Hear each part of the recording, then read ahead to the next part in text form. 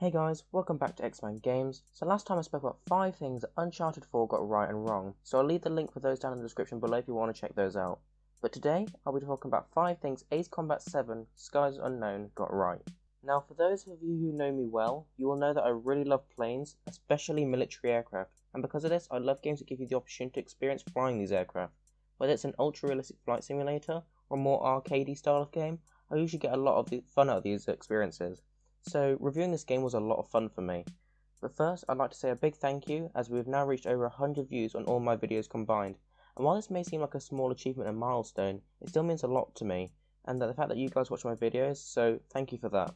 And of course guys, if you haven't already, be sure to hit that subscribe button if you want to see more content like this. And once again, a big thanks to all my amazing subscribers, to everyone who watches my videos. You're all fantastic. With that all said, let's get into it. So the first thing I've got to talk about is the stunning visuals and graphics. When developing this game, Bandai Namco, the developers of the game, used Unreal Engine 4, which is definitely one of the most graphically advanced engines in the world, especially at this time. The developers of this game have really taken advantage of Unreal Engine 4's brilliant lighting and reflection, which really makes this visual stand out from previous installments in the franchise. On top of that, aircraft models have seen a big improvement compared to Ace Combat Assault Horizon. But one thing that has really improved over its predecessors is the fantastic environments. I found the environments in Assault Horizon fairly lackluster, and I think the ones present here are a lot more visually appealing. While the environments are gorgeous, there are still lots of landmarks as well to keep these maps interesting, but also to help you keep your bearings. Fighting enemy aircraft in these really diverse and beautiful environments really makes this game fun for me, and I think the developers at Bandai Namco did a really good job here. And I think they really took advantage of the PS4's a lot better hardware compared to the PS3, where I think the Ace Combat games there were a little bit lackluster in terms of their graphical capability. So the next thing up on this list is the arcade style of flying. It's nice to see this style make a return in the franchise, as it's something I've grown accustomed to. As always, Bandai have done a brilliant job keeping the controls simple while still being extremely fun. Flying in this game feels really fluid and enjoyable, mainly due to its simplicity. The game never makes things complex or difficult to understand for a player. It's just a simple case of using the left thumbstick to roll the aircraft around, and the 2 triggers to speed up and slow down. And if you use both triggers at the same time, you can perform very sharp turns, and you can also use the other triggers, or buttons if you will, to do a rudder turn. As you progress through the game, you'll start to unlock new aircraft as well with better speed and maneuverability. Overall, the brilliant and simple flight controls, along with the brilliant combat, really makes this game easy and enjoyable to play. And I think, as I say, along with the combat, which we'll talk a bit more about later on, it really makes the overall experience really fun for me. So the third point on my list is the aircraft themselves, and there's some really good ones in there. While starting out the game with basic and older aircraft such as the F-16 Fighting Falcon and the MiG-21 Fishbed, through completion of missions in the story, you start to unlock more aircraft such as the Eurofighter Typhoon and the MiG-31, just to name a few.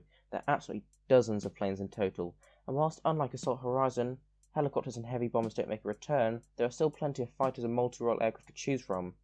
Although I think the problem with these sort of games is that aircraft manufacturers, especially these days, they don't release new aircraft, military aircraft, once or twice every year, like car manufacturers do. So it's a lot harder for them to make new and interesting aircraft. And one of the ways the developers at Bandai Namco worked around this is using their own models. They've designed their own aircraft for this game, and it's something they've done before, and it's a nice little touch just to expand on the amount of aircraft you can choose from, as I say, the same aircraft make a return from previous games, so it's a nice way to mix things up. Although the stats aren't quite realistic in this game, there's still that sense of progression and achievement, so that's quite good. I think F-16s and F-35s, there's a really weird divide in how good they are, and it's quite unrealistic, but I suppose it's a nice way to feel progression.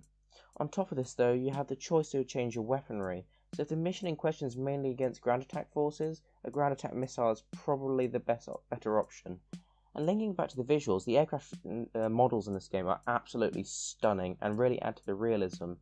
I think, as I said earlier, they've really taken advantage of the PS4's advanced hardware, so they've managed to use higher poly models, and they look more realistic than the PS3 versions, for example.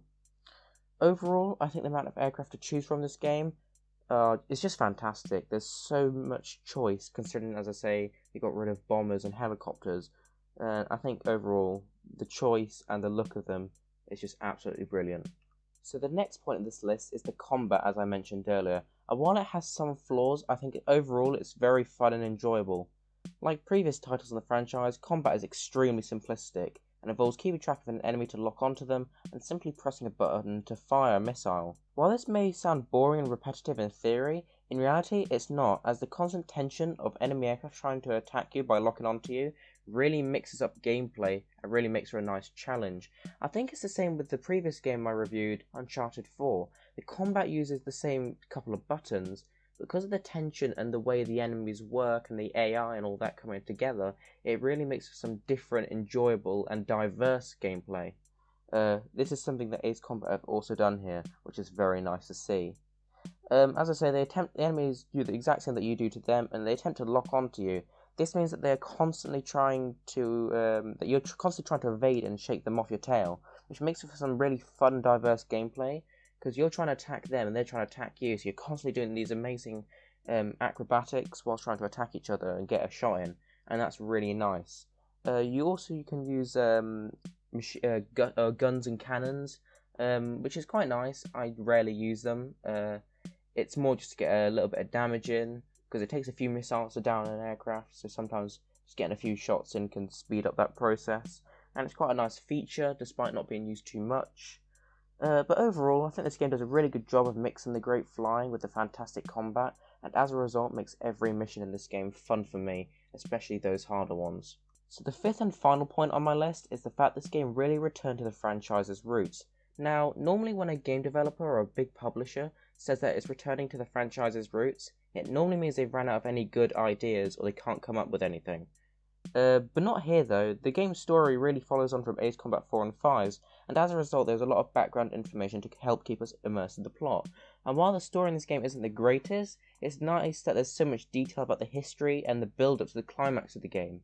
On top of this, the game has really returned to the gameplay style of the older games, leaving some things that Assault Horizon had, which is really good because Assault Horizon really felt like it was trying to jump on the good old Call of Duty trend that was going on at the time, bearing in mind that game was released in 2011.